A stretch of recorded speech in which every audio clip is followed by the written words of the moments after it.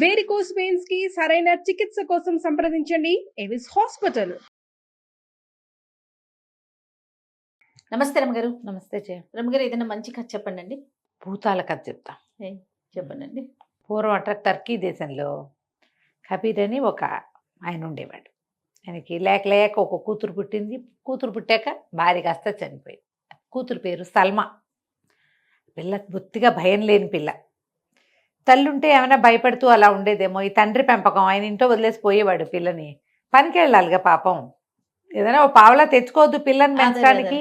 అది వాకిట్లో కుక్కలతో పిల్లులతో నక్క పిల్లలు వెళ్తుంటే వాటితో అన్నిటితోటి ఆడుకునేది. భయం పోయింది పిల్లకి. దానికి భయమే లేదు. ఆ ఊళ్ళల్లోకి చిరుత పుల్లు వచ్చేవిట. ఇదో ఈ పిల్ల ఒక చిన్న చీపురు పుల్లలు లాంటివి 2 పుల్లలు పట్టుకుని చింతపరికని పెట్టి కొట్టినట్టుగా పులుల్ని కొట్టి తరిమేసేది. పులులన్నా భయం లేదు దానికి. ఏముంది, ఇది పెద్ద పిల్లి అంతేగా, ఏం చేస్తుంది అనుకునేది. భయం లేదు. ఎవరైనా పిల్లల్ని వాళ్ళని కూడా దానికి అప్పచెప్పేవాళ్ళు ఆడించడానికి. ఎందుకంటే దానికి ఏం భయం లేదు, అది చూసుకుంటుంది, పర్వాలేదని. భలే ధైర్యంగా ఉండేది. క్రమంగా దానికి ఏంటంటే ఈ వాకిళ్లలో కూర్చుని ముస్లిం ఉతక వాళ్ళు, పనులలోకి వెళ్ళని వాళ్ళు ఉంటారుగా, వాళ్ళు దయ్యాల కథలు భూతాల కథలు చెప్తుంటే ఆ భయం కూడా పోయింది దానికి. దయ్యాల భయం. అప్పట్లో ఈ టర్కీ ఈ ప్రాంతాల్లో ఏంటంటే మన చేతబళ్ళు భూతాలు అవి ఉండటాలు అవి ఉండేవి.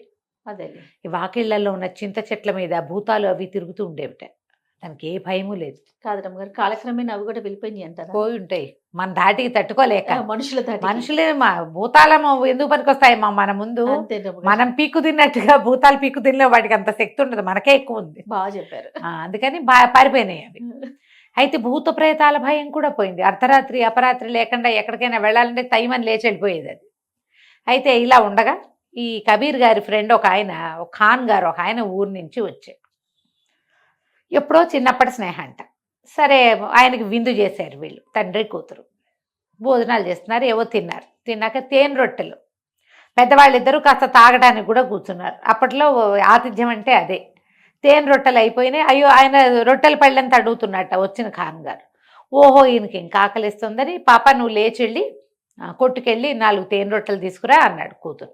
అనేసరికి పిల్ల చున్నీ బిగించుకుని లేస్తుంటే ఖాన్ గారు అంటే, అయ్యో అయ్యో, రాత్రిపూట పిల్లని పంపుతావేమిటయ్యా, అదేం వెళ్తుంది, చీకట్లో పిల్ల భయపడదు అన్నాడు. ఈయన అన్నాడు, ముసలి కబీర్ గారు, దానికేం భయం, దానికి భయం లేదు, భక్తి లేదండి, శుభ్రంగా వెళ్ళిపోతుంది, ఎక్కడికైనా వెళ్తుంది, అస్సలు భయం అన్న మాట ఎరగదు మా పిల్ల అన్నాడు. అనేసరికి ఆ పిల్ల కాస్త ఈ లోపల వీడు మాట్లాడుకుంటూనే ఉన్నారు, అది రయ్యమని బయటికి వెళ్ళిపోయింది. 4 వీధుల అవతల ఉన్న ఒక చిన్న హోటల్ టిక్కీ లాంటిది ఉంటుంది, అక్కడ తీపి రొట్టెలు అమ్ముతారు. అక్కడికి వెళ్ళి తేనె రొట్టెలు అని రాస్తారు. మరి ఆ రొట్టెలు ఏమిటో మనకు తెలియదు, మా పదార్థ విశేషం, కానీ ఖాద్య పదార్థం ఏదో. వెళ్ళి దాన్ని పుచ్చుకొచ్చింది. ఆ 4 రొట్టెలు తెచ్చింది. ఆ రొట్టెలు తిన్నాక ఈయన అన్నాడు, ఏమిటో అంత ధైర్యస్తురాలా పిల్ల, మధ్యలో వెళ్ళే దారిలో శ్మశానాలు గోరీలు అవి ఉన్నాయంటే గోరీల్లోకైనా వెళ్తుంది మా పిల్ల, దానికి భయం లేదన్నాడు తండ్రి. అనేసరికల్లా ఈయన అన్నాడు, సరే చూద్దాం పిల్ల ఎంత ధైర్యస్తురాలో పరీక్షిస్తాను నేనని. ఖాన్ గారు అన్నాడు, అమ్మాయి మరి అవతల శ్మశానం ఉంది కదా, అక్కడికి వెళ్ళి ఓ పుర్రె పట్టుకురా అన్నాడు. అని ఆ పిల్లతోటని తండ్రిని అడిగాడు, తేగలదా మీ పిల్ల అన్నాడు.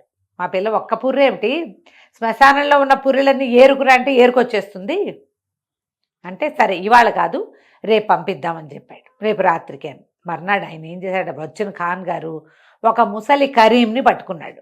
కరీం అనే ఆయన ఒక ముసలాయన్ని పట్టుకుని ఏం చెప్పాడంటే, ఈ పిల్ల శ్మశానంలోకి వస్తుంది, నువ్వు అక్కడ కాపలాగాయి, దాన్ని బెదిరించు అని చెప్పేసరికల్లా ఆ ముసలి కరీం గారు గోరీల దగ్గర కాపలాగా ఉన్నాడు. మర్నాడు రాత్రి ఈయన ఏమన్నాడు ఖాన్ గారు సల్మాని, అమ్మాయి రాత్రి మీ నాన్న నేను పందెం కట్టుకున్నాం కదా, నువ్వు శ్మశానంలోకి వెళ్ళి ఓ పుర్రె పట్టుకురా, అప్పుడు నువ్వు ధైర్యస్తురాలివని నేను ఒప్పుకుంటానంటే, అలాగే మామ వెళ్తానంతే. చాచును ఏదో చెప్పింది. సరే వెళ్ళేసరికల్లా ఏమైంది, అది ముందుకెళ్ళింది. ఒక చిన్న డ్యూటీ లాంటిది ఒకటి వెలిగించుకుని గోరీల దగ్గర ఇట్లా చూసుకుంటూ వెళ్తే ఒక పుర్రె కనపడి ఆ పుర్రె తీస్తే ఈ ముసలి కరీం ఒక అతను కూర్చున్నాడు కదా, ఓ మూల కూర్చుని ఏమన్నాడంటే, ఏ వదిలే అది మా నాన్నది అన్నాడు. శ్మశానంలో గోరీ వెనక నుంచి అలాంటి మాట వస్తే హడిల్ చావరు. అమ్మో, ఈ పిల్ల అలాగా పారేసింది. మళ్ళీ నడవటం మొదలుపెట్టింది. ఇంకోటి తీసింది.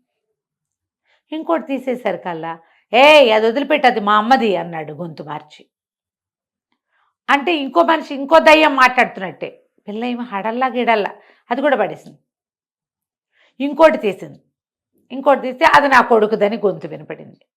ఏమిటా ఇన్ని గొంతులు వినపడుతున్నాయని పిల్ల అటు ఇటు చూస్తే ఒక గోరి వెనకాల దాక్కున్న ఈ కరీం గారి బట్టతల కనపడింది. ఓహో.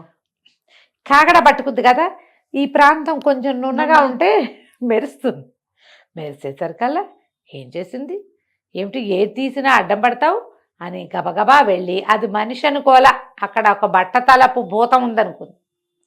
ఆ నెత్తి మీద కొట్టింది ఒకటి. పిచ్చి వేషాలు వేసావంటే నీ బట్టబుర్ర పట్టుకెళ్తాను నేను అని చెప్పి కొట్టింది దెబ్బ. కొట్టేసరికి కూలిపోయాడు చీకట్లో. దానికి మనుషులు తెలియలా, కొట్టేసింది. కొట్టి ఇంకో ఒక పుర్రేదో చేత్తో పుచ్చుకుని ఇంటికి వెళ్ళిపోయింది. నా ఆశ్చర్యపోయాడమ్మా, బాబోయ్ ఏమిటిది మనిషా ఇంకేమైనా అని.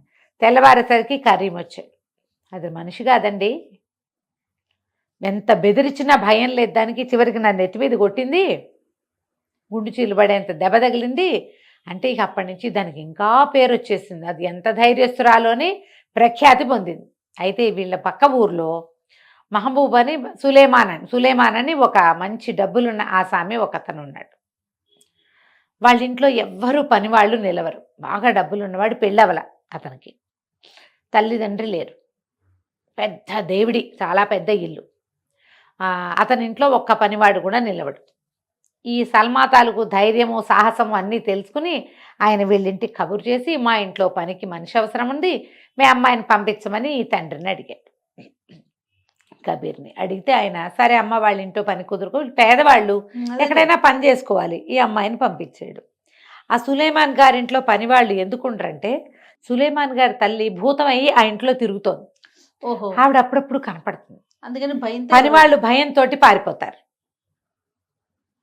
అదే ఎప్పుడైతే ఈ సల్మా వాళ్ళ ఇంట్లో చేరిందో దీనికి వంట తంట బాగా వచ్చు. అది వంట చేస్తుంటే ముసలిది ఆవిడ భూతం కనపడేసరికల్లా ఈ పెద్దమ్మ అని పలకరించడం మొదలుపెట్టింది. దానికి ఏం భయం, భూతాలు కనపడినా దానికి భయం ఏం లేదు. ఈ సులేమాన్ గారికి అన్నం పెడుతూ ఆ భోజనం వడ్డిస్తూ ఆ ముసలమ్మకు కూడా ఓ విస్తరేసి వడ్డించి, పెద్దమ్మ ఇది చాలా రుచిగా ఉంది తిని చూడని భూతానికి కూడా తిండి పెట్టేది. ఆ పిల్ల తినేది. ఆ భూతం వచ్చి భయం లేదు. 3-4 నెలలు గడిచేసరికల్లా ఒకరోజు ఆ భూతం అంతకుముందు తల్లీలుగా కనపడేది. ఓ రోజు కనపడి, వసే పిల్ల నువ్వెంతో ధైర్యస్తురాలివి, ఇక్కడ ఎంతమందో పనివాళ్ళు వచ్చారు, ఒక్క చచ్చిన వాడికి ధైర్యం లేదు, నువ్వు ధైర్యస్తురాలివి, నువ్వు నాతో రా, నీకు ఒకటి చూపిస్తానని వాళ్ళ ఇంట్లో ఎవరికీ తెలియకుండా ఉన్న ఒక నేలమాళిగలోకి తీసుకెళ్ళింది. నేను ఈ ఇల్లు పట్టుకుని వేళ్లాడడానికి పెద్ద కారణం ఉంది. ఆ మావగారి ముత్తాత 2 బిందెల బంగారం సంపాదించాడు. ఈ పైనున్న ఆస్తంతా ఒక లెక్క కాదు, ఆ బంగారం చాలా గొప్పది, అది నేలమాణిగలో ఉందని మావగారి తండ్రి చచ్చిపోతూ నాకు చెప్పాడు. మావగారి తండ్రి. నేను మనసులో పెట్టుకున్న పిల్లాడికి ఇప్పుడే ఎందుకు చెప్పడం లే, పెద్దవాడయ్యాక చెప్దామనుకున్నా, నాకంత వృద్ధాప్యం రాకుండానే సడన్గా చచ్చిపోయాను. ఆ రహస్యం కొడుక్కి చేర్చలేకపోయా. అదేలే. దాంతో నేను వాడికి కనపడినా వాడికి నేను చెప్పలేకపోయా. నన్ను చూసి ధైర్యంగా ఉన్నవాడు ఎవడైనా ఒకళ్ళు కనపడితే వాళ్ళకి ఆ రహస్యం చెబుదామనుకున్నా. నువ్వు నాతో రా అని చెప్పి దీన్ని వెంబడబెట్టుకుని ఆ నేలమాళిగ లోపలికి తీసుకుపోయింది. ఓకే. అక్కడ 2 బిందెల బంగారం ఉంది. ఒక పెద్ద బిందె, ఒక చిన్న బిందె. ఏముంది, ఓసే పిల్ల నువ్వు చాలా ధైర్యస్తురాలివి, ఈ చిన్న బిందె నువ్వు తీసుకో, ఈ పెద్ద బిందె మాత్రం నా కొడుకు అప్పచెప్పు, ఎందుకంటే వాళ్ళ ముత్తాతల తాలూకు సంపద ఇది. ఈ పిల్ల ఏం చేసింది, సరేనని 2 బిందెలు చేత్తపుచ్చుకొచ్చింది. పైకి చేత్తపుచ్చుకొచ్చి సాయంకాలం సులేమాన్ గారు వచ్చాక, ఏమండి మీ అమ్మగారు కనపడుతున్నారు, నాకు 4-5 సార్లు అన్నం కూడా పెట్టాను, అయితే నేలమాళిగలోకి తీసుకెళ్ళారు, అక్కడ 2 బిందెల బంగారం ఉంది, మరి మీ ముత్తాత గారిదిట, ఇదిగోండి ఈ చిన్న బిందె మీకు ఇమ్మన్నారు, ఈ పెద్ద బిందె నన్ను తీసుకోమన్నారు అని పెద్ద బిందె చంకలో పెట్టుకుని చిన్న బిందె ఇచ్చింది. జనరల్గా అట్లా చేస్తారా ఎవరైనా? అదే కదా, చెయ్యరు. వీడికి అర్థమైంది, ఈ సులేమాన్కి పెద్ద బిందె నాది, చిన్న బిందె దీంది అని అర్థమైంది. కానీ ఒక 5 నిమిషాలు పరికించి చూశాకన్నాడు, అమ్మాయి నన్ను పెళ్లి చేసుకుంటావా నువ్వు అని అడిగేసరికి పిల్ల కొంచెం సిగ్గుల మొగ్గైంది. బాగానే ఉంది ఐడియా. సరే ఇతను కబురు చేసి మీ అమ్మాయిని నాకు ఇచ్చి పెళ్లి చేయండి అని చెప్పి ఆ పిల్లని పెళ్లి చేసేసుకున్నాడు. ఈ ధైర్యస్తురాలేనమ్మ. అతనికి తెలిసింది ఇంతమంది పని వాళ్ళు వచ్చిన అందరికీ కనబడి భూతం భయపెట్టేసింది వాళ్ళమ్మ. భూతాన్ని చూసి బెదరంది దేవుడిలో ఉంటే మనకేం భయము? అంతేగా. పెద్ద బిందె చిన్న బిందె రెండు దాని చేతిలో పెట్టాడు, నువ్వే ఉంచుకో, నాకు అభ్యంతరం లేదు. నాకు ఒక ధైర్యస్తురాలైన భార్య పెళ్ళాం కావాలి, నువ్వు ఇంట్లో ఉండమ్మా చాలు అని చెప్పి చక్కగా పెళ్లి చేసేసుకున్నాడు. ఆ 2 బిందెల బంగారము ఎంతో హాయిగా ఎంతకాలమో వాడుకున్నారు. చుట్టుపక్కల వాళ్ళందరూ దీన్ని సాహసాలు ధైర్యాలు కథలుగా చెప్పుకునేవాళ్ళు. భూతాలను చూసి భయపడద్దు, అవి మీకు బంగారం చూపిస్తాయేమో చెప్పలేం, చెప్పలేకపోతాం. ఈ రోజున మనుషుల్ని చూసే భయపడాలి జయ. అవును రమ్మగారు కదా. భూతాలు ప్రేతాలు ఎనిమిది గాల్లో తిరుగుతాయి, వాటికి అంత శక్తియుక్తులు ఉండవు. మనుషులకు ఉండే పాడుబుద్ధులు వాటికి ఉండవు. అసలు మనుషుల్ని చూసే భయపడాలి మనం. జాగ్రత్తగా ఉండాలి. ఇది టర్కీ కథ, బాగుంది. టర్కీ దయ్యాల కథలు ఒక పుస్తకం కనపడింది నాకు, అందులో ఇచ్చి అన్నమాట. ఇది కథ కంచికి మనం ఇంటికి. నమస్తే. నమస్తే.